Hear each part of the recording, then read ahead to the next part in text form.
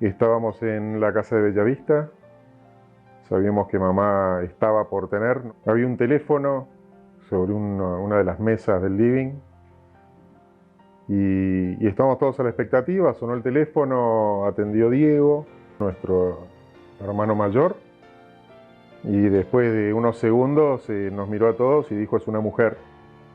Con lo cual nos pusimos a saltar, hicimos bastante ruido.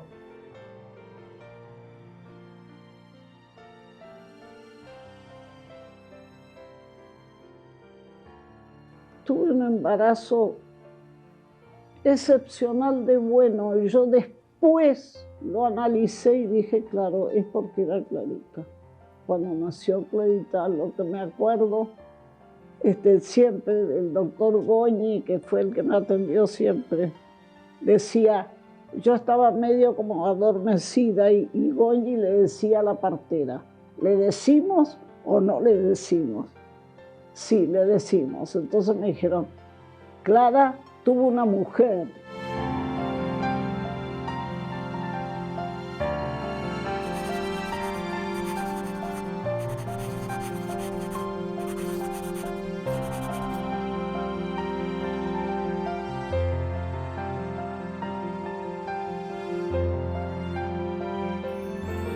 No tuve nunca necesidad de intervenir ni de decir nada, en parte porque Clarita era una delicia, no daba lugar a que yo tuviera la necesidad de hacer nada. Y en segundo lugar, porque Clara no me dejaba. Clara la tenía totalmente bajo su ala. No jugó nunca con una muñeca, jamás. Le encantaba el agua, nadaba piletas enteras, ida y vuelta por abajo del agua, por arriba, le encantaba. Después íbamos a un campito que tenía un hermano mío y le encantaba andar a caballo y era muy chica. Y yo la veía 5 años trepada a un caballo enorme, le decía a mi hermano, le digo, se va a caer, no. En eso, pero era muy femenina al mismo tiempo. Fue una familia muy divertida. Los chicos tenían mucha chispa. Yo festejaba el ingenio que ellos mostraban para sus cosas y sus dichos y sus acciones. Estábamos en Bellavista en pleno cumpleaños de los 10 años de Clarita. Un vestido, había invitado a toda la clase y todo eso. Y me llaman de acá de Buenos Aires, me dicen, papá se está muriendo, vení. Tenía un cáncer, murió como un santo. Y salgo y le digo, Clarita, abuelito se está muriendo. Ah, vamos, 10 años después me dijo. Entonces ella salió al patio, era el patio y jardín y todo. Chicas, quédense todas, pero yo me voy con mamá a Buenos Aires porque mi abuelo se va a morir, así que me voy.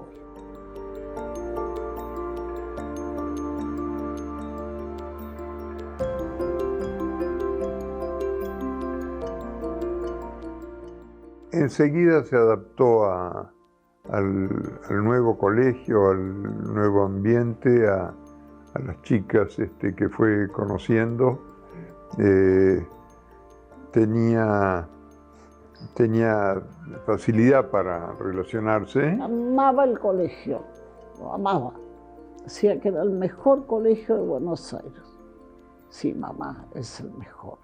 Creo que el cambio estuvo en su grupo de amigas. De ir a las casas, de hacer programas con ellas, de estar y disfrutar de esa amistad. Creo que las amigas fueron un pilar fundamental para lo que terminó siendo Clarita, ¿no? Clara disfrutaba mucho sus amistades, ¿no? La verdad que era un curso muy especial, todo, y y su grupo de amigas era como muy valioso, ¿no? Muy sano. Como que se ayudaban mucho, compartían mucho, se reían, se peleaban, se amigaban. Era muy divertido verlas. Me viene mucha alegría, o sea, la imagen de Chu es alegría. Era súper compañera, muy divertida. Hincha, por ahí venía, te pellizcaba, siempre había un chiste. Tenía como mucha picardía, tenía 5 hermanos varones, entonces tenía que sobrevivir a eso. Nada, mucho compañerismo. La verdad que teníamos como una amistad muy linda, muy sana.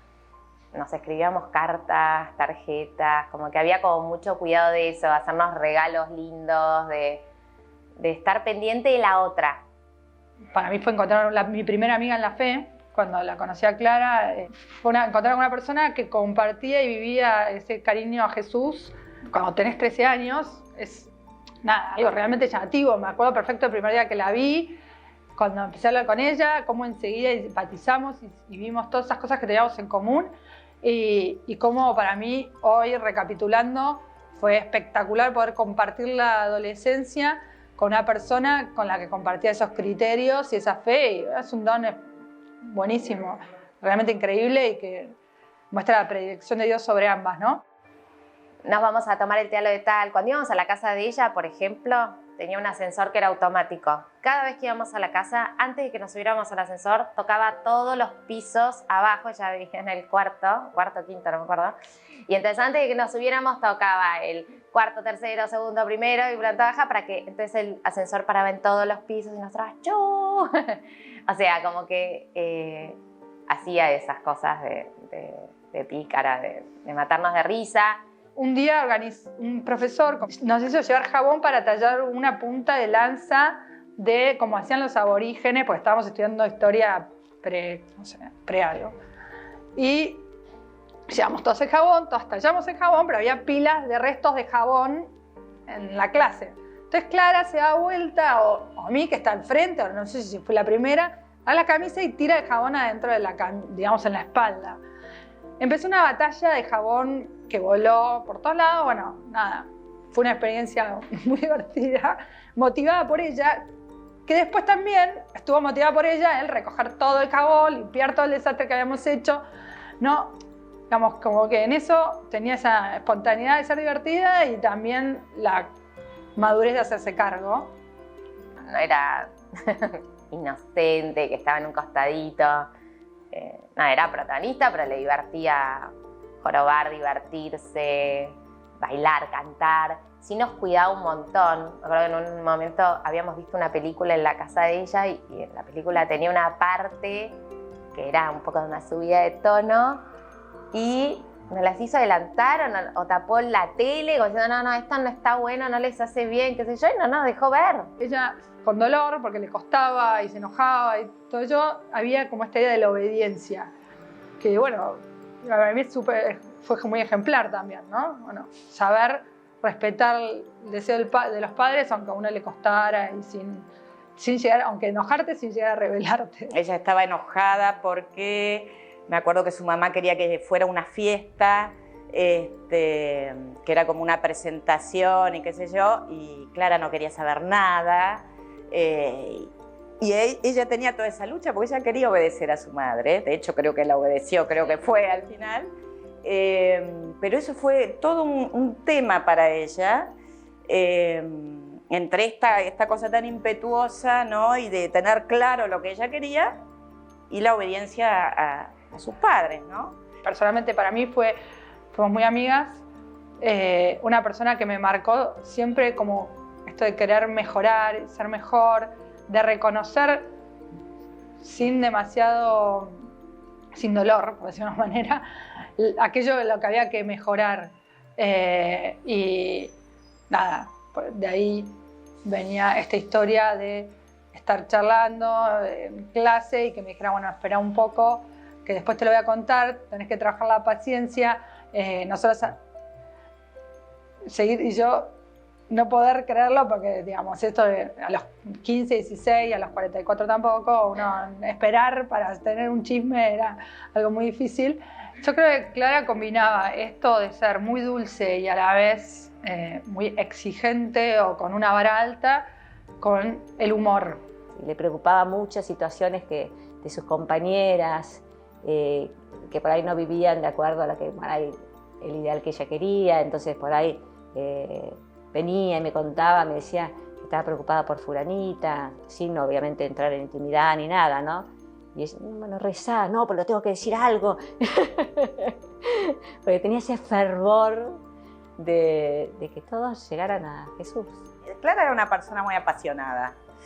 Y en sus afectos era súper expansiva, digamos. Yo llegaba al colegio y ella me abrazaba, ya a esa altura, en esa época era más alta que yo, así que bueno, era lindo siempre cómo te recibía Clara. Y Clara tenía esa diferencia que le daba el don de gentes para mí, porque yo después era amiga de mis 3, 4 amigas. Clara era amiga de toda la clase y a gente que, por eso, bueno, tanta gente se convocó en la clínica porque había dejado una marca en todos y eso se caracterizaba por la alegría y el humor que tenía. Tenía una participación súper activa en la clase, ya te digo, a veces como estricta, a veces divertida también, porque también era divertida, Clara. Charlaba mucho con sus amigas, con las Agus, con Vicky. Charlaban mucho, debatían. Era una clase muy divertida y muy profunda a la vez.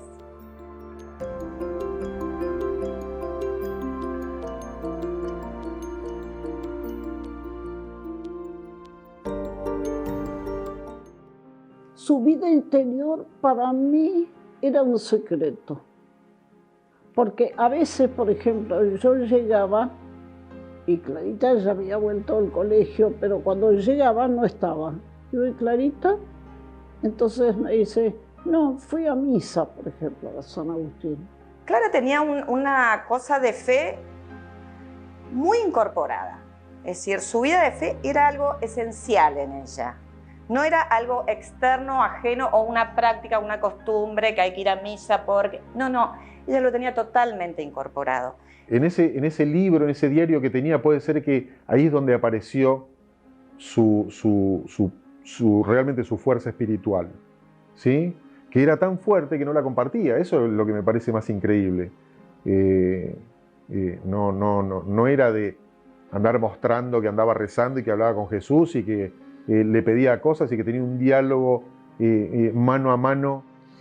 Bueno, a lo largo del cuarto año, de ese cuarto año que fue el año del cenáculo, yo percibí como ese salto, como que se generó un gap, una distancia que yo no la podía explicar en ese momento, hoy la puedo leer retrospectivamente, pero en ese momento fue, bueno, sentir que Clara estaba en otro capítulo de una experiencia de fuego y de presencia o de Dios muy fuerte que de pronto, claro, te genera esa distancia.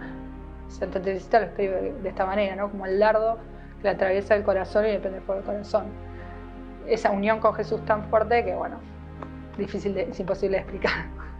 Nunca voy a olvidar ese día en el cenáculo, que el cenáculo es un retiro de impacto donde uno quiere más que nada convertir a los chicos a Jesús y encontrarse con Jesús y encontrarse consigo mismo. Me la encuentro en el pasillo, como siempre me la encontraba Clara en los pasillos caminando, y la encuentro muy mal. Entonces le digo, ¿te pasa algo? No sé, no estoy en mi lugar, no sé qué me pasa, Ceci, como que estaba mal, ¿no? Le propuse que hagamos un cenáculo aparte y que que ella todo lo que viera, que lo empezáramos a compartir entre las dos. Yo le dije, ahora basta, no vayas más a charlas, quédate en la capilla. Y ella se quedó horas. Recuerdo que venían las chicas y me dice, ¿qué le pasa, Chu? Déjenla. Y se quedó, creo que era la noche, y yo me levantaba, volvía a ver cómo estaba. Me hubiera gustado fotografiar en mi memoria ese momento para siempre, porque para mí ese momento fue el momento de intimidad con Dios que no se le veía clara, ¿no? Que no se le veía por lo normal que era, ¿no? Pero que ella profundamente lo sentía en su corazón. Se ve por ahí en las oraciones que ha escrito, ¿no? En el libro que ella escribió, en ese libro del cenáculo, ¿no? Pero que tampoco creo que lo pudo expresar en palabras, ¿no? Esa intimidad con Dios que solo ella podía ver y que solamente Dios tenía con ella y que uno no puede entrar, es muy secreto. Pero ella estaba convencida que tenía un plan grande en su vida, estaba muy convencida. Y su devoción a la Virgen fue la que lo hizo conectarse con tanta profundidad con ese Diosito, ¿no? Esa sensación y ese fuerte sentido de sentirse hija. Yo creo que si cualquiera de nosotros sintiéramos esa experiencia de sentirse hija, todas seríamos santas. Ella sintió ese sentirse hija de Dios como nadie.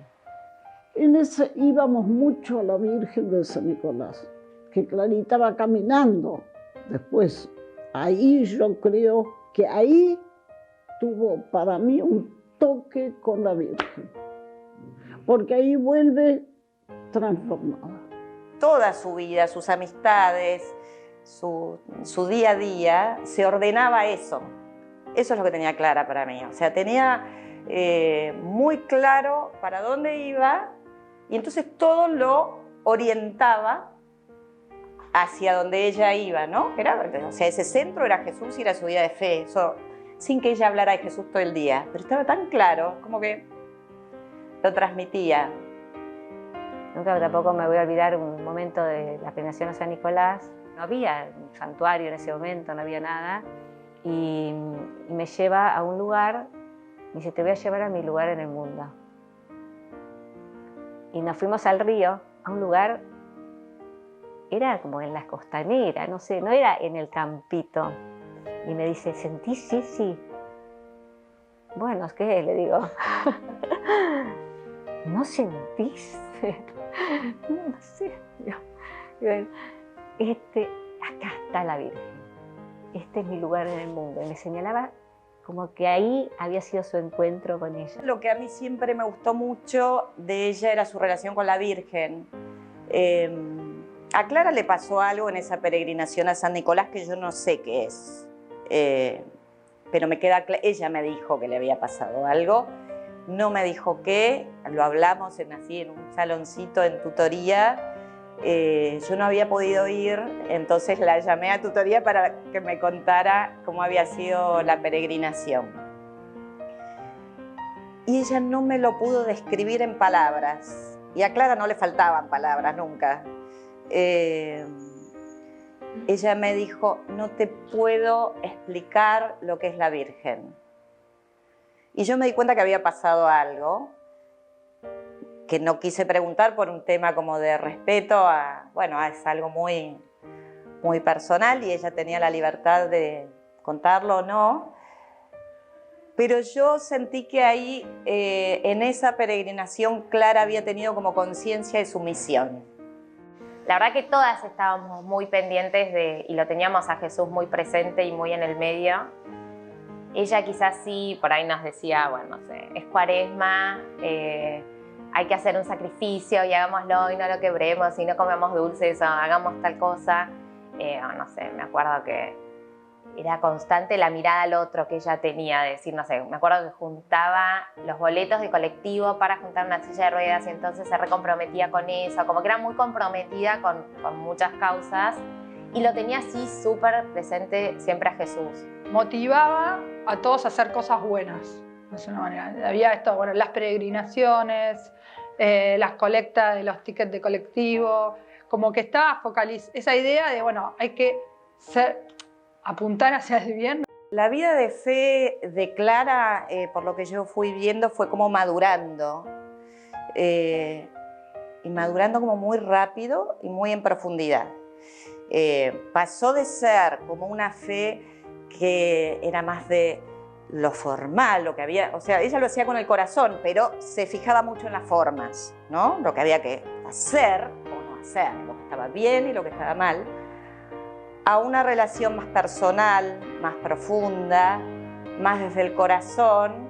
Y cuando uno empieza a tener como ese encuentro más profundo con Jesús, también Jesús te hace ver su misericordia y uno empieza a ser más misericordioso. Viví eso en mi adolescencia y hoy lo pienso como normal, pero creo que justamente eso no es normal. Que en un ambiente escolar estés planteando a ver qué acción de caridad vamos a hacer, medir cómo te vas a vestir o qué vas a hacer en Cuaresma según un criterio de fe. Parece natural plantearnos, bueno, para Cuaresma, ¿a qué alimento vamos a renunciar? Me acuerdo que ella un año fue sacarse los aritos que estaba usando. Como que ella estaba le encantaban sus aritos y ese año la renuncia fue no usar aritos durante Cuaresma. Y esa prioridad absoluta, ¿no? El domingo a misa, no sé. Y bueno, lo proponía abiertamente sin dificultades o sin vergüenza de hablar de esas cosas.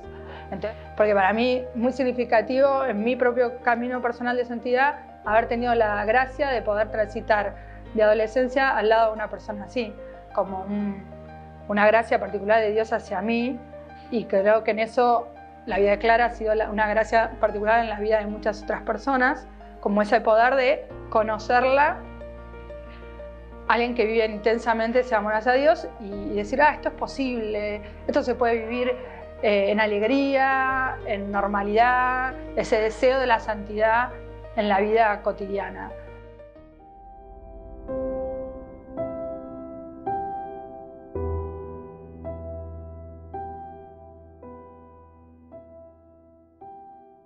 Cuando Clarita viene de sorpresa, porque Clarita vuelve del campo mucho antes de lo previsto. Ramón me dice, mamá, llegó Clarita, está destrozada. Entonces entré al cuarto de ella, que estaba en la cama, empapada de transpiración toda y el problema es en la respiración, porque no podía respirar. Y había un médico que había llamado a Ramón, y entre Ramón y Diego, sentado al lado de él, me dice, señora, hay que internarla de urgencia. Me acuerdo, me levantaron, me pasaron el teléfono y me dijeron, te llama Clara. Bueno, Clara me dice, no, estoy internada en la Trinidad. Y yo estaba esperando que, nada, fuera un chiste, que me dijeran, no, jaja, no, bueno, listo. Bueno, pero solo escuché, estoy internada en la Trinidad, no siguió ni el chiste ni nada atrás, corté y me agarré, me vestí y me fui a la Trinidad. En esa época existían contestadores automáticos, ¿no? Y yo había ido al campo y en eso, cuando llego al campo, un montón de mensajes. En uno de ellos aparece la voz de Clara. Ceci, me anotaste en el seminario catequístico, ¿no? Era febrero, antes de su enfermedad. Fui al sanatorio pensando que tenía una bacteria, un virus, algo, y que se lo pescaban, se lo aislaban, lo combatían y la veía en casa a la semana. Llegué a la Trinidad y no la pude ver, porque nada, justo en ese momento no me dejaron entrar, todavía no estaba ni en terapia intensiva ni nada. Me volví a casa, algunas de las chicas, no sé si fueron más tarde o qué sé yo, pudieron entrar y me decían, no, te mandan a pedir disculpas porque no pudiste entrar a saludar, a verla, qué sé yo. Y yo dije, qué ridícula, o sea, no sé, ¿cómo va a pensar en pedirme disculpas a mí porque no puedo entrar? Bueno. Subimos, no era horario de visita, y llegamos y nos encontramos con Clara Madre. Clara, pasen, chicas, pasen. Y bueno, entramos con Mariana y ella estaba viendo televisión, para que vean lo normal que era, en plena enfermedad, tenía la televisión prendida, no sé si la estaba viendo, y me retó, obviamente, como tenía que ser, como siempre me retaba, y me decía, Ceci, me anotaste en el didascalio, ¿no? En el seminario. Y entonces yo le contesté, ya estás anotada, sos la primera alumna, estás anotada. Bueno, la verdad que hablamos muy poquito, porque ¿viste? No te dejan estar mucho tiempo. Y le dijimos, bueno, dale, mejorate, te venimos a ver mañana, dale, nos volvemos a ver, pilas, qué sé yo. Bueno, nos despedimos como si la viéramos al día siguiente y ya después ese mismo día creo que no dejaron pasar más. Ninguna de nosotras volvió a poder verla. Y bueno, sí, ahí nos quedamos en el sanatorio, armamos campamento en el hall, pero la verdad que siempre como sin que entre la posibilidad de que se muera. O sea, como que siempre con mucha esperanza de que, bueno, va a salir. Las noticias eran desalentadoras, pero como con mucha fe que iba a salir, o sea. Y bueno, no, fue terrible. Muy triste. Muy duro. Por empezar, la capilla estaba cerrada cuando nos internamos. Después de internos Clarita, la hicimos abrir y se rezaba el rosario todos los días. Y después empezó a decir misa. Y la gente era la gente de Bella Vista, la gente de Buenos Aires, la gente del colegio. Entonces el hall de abajo no cabía un alfiler. Y a la hora del rosario todo el mundo se juntaba y rezaba. Creía que era la enfermedad y todo lo que estaba convocando su enfermedad en toda la gente joven y todo el mundo rezando el rosario y que era un momento de oración. Era ese el plan de Dios. Era ese y otro más. Y la Trinidad se transformó en un mar de gente. Un mar de gente que ante la noticia que nadie esperaba, empezó a venir y se hicieron misas en la planta baja del sanatorio, en una especie de capillita muy chica que había, un oratorio. Si Clara hubiera visto ese momento desde su cuarto, hubiera estado muy feliz, muy feliz. Ver a todas sus compañeras rezando, y a todos sus amigos, y a su familia, y sus hermanos, a sus cuñadas, en ese momento de oración, porque ella tenía mucha preocupación que la gente llegara a Jesús. Y a la vez creo que ella ahí también como vislumbró algo de lo que es la cruz, ¿no? Nuestra fe, para llegar a la resurrección hay que pasar por la cruz. Y eso no es algo fácil de incorporar para nadie. Yo creo que Clara tomó alguna clase de conciencia, esto es una idea mía, no tiene por qué ser así, pero a mí me dejó como esa sensación, ¿no? de algo que tenía que ver con algún sufrimiento, con la cruz, con mucha paz, mucha aceptación y mucho amor, porque ella tenía un gran amor a Dios y creo que su deseo más profundo era hacer la voluntad de Dios. Y bueno, así fue. Y cuando llegué, el contestador automático del teléfono estaba cubierto de mensajes, que todos eran lo mismo. ¿Dónde estás? ¿Dónde estás? ¿Dónde estás? Agustín, mamá, papá, mis hermanos, ¿todo dónde estás? Che. Y al final uno de los mensajes era que Clarita había tenido un revés, había tenido un paro y que le habían pasado terapia intermedia donde estaba, donde yo la había visto, a terapia intensiva. En esas condiciones y bajo esa sonrisa, sus manos blancas y frías, fue que conocí a Clarita. Me ofreció, al conocerla, una confianza, más que una confianza, una seguridad, y más que una seguridad, algo muy extraño que no me cansaré de repetir. No tuve en ningún momento la necesidad de dar las explicaciones habituales para ingresar en temas casi paralelos a la medicina. Lo habitual es que un paciente tenga la absoluta curiosidad de por qué ha pasado de un lugar a otro, que es una internación, que sabe que es un sanatorio, y por qué aparece este señor que de blanco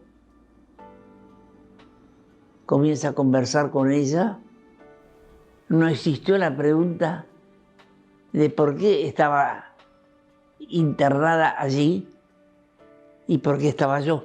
Que Dios se enamoró de ella y ella de Dios y por eso se la llevó.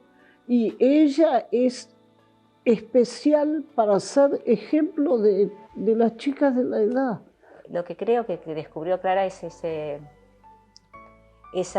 llamado de Dios, ¿no? Y ese llamado tan individual y tan concreto y que lo tenía muy adentro, esa relación de Diosito mío, que en su oración que siempre decía Diosito mío, hay una intimidad de amor que era muy difícil de descubrir en la diaria por lo tan en lo cotidiano, por lo tan natural que era ella, ¿no? Tan de la época, tan chica de ese tiempo, ¿no?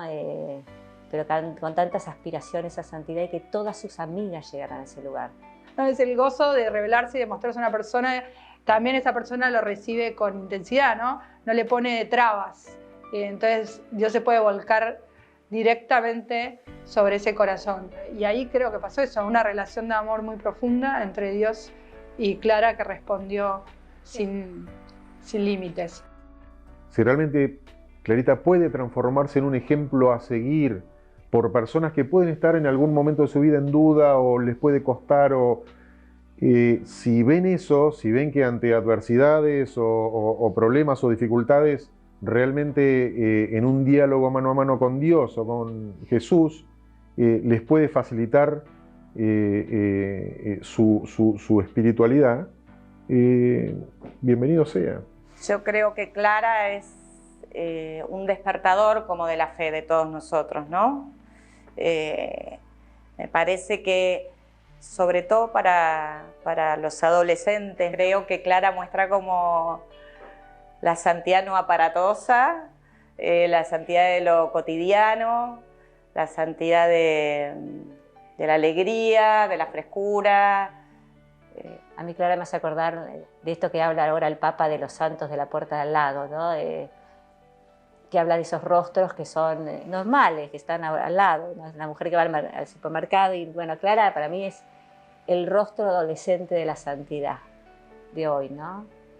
Pero era muy difícil verlo porque era muy normal, muy como todas, ¿me entendés? Muy como las chicas. Clarita era algo más y no sabíamos.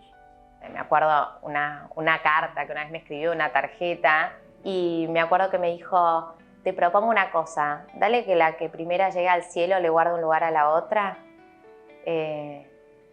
Así que a mí ya me guarda un lugar. Clarita, sin lugar a dudas, llegó a donde quería llegar. Yo creo que lo que nunca dejé de ver en Clara fue esa como convicción de estoy en el camino que Dios quiere para mí y lo sigo, con sufrimiento, con lo que fuera. Pero ella no se quería mover de ese camino. Eso es lo que yo percibí en Clara hasta el último momento de su vida. No sé cómo vivió esos días ella en el sanatorio porque la vi muy poquito, pero no me la imagino como rebelándose contra eso. Por ahí se enojaría, porque se enojaba Clara con las cosas, pero no me la imagino como rebelándose, sino muy, muy abandonada en la voluntad de Dios, muy, muy amada por su familia, ¿no? Creo que eso también es una gracia, ¿no? Ella estaba rodeada de amor. Y eso es lo más lindo en la vida. Entonces, creo que eso la ayudaba, ¿no? Todo ese amor y esa contención de su familia a poder hacer esta entrega que ella estaba haciendo, ¿no? Yo creo que de algún modo su familia, a pesar de que no puedo imaginar lo que ellos deben haber vivido, pero su familia de algún modo la preparó para el cielo.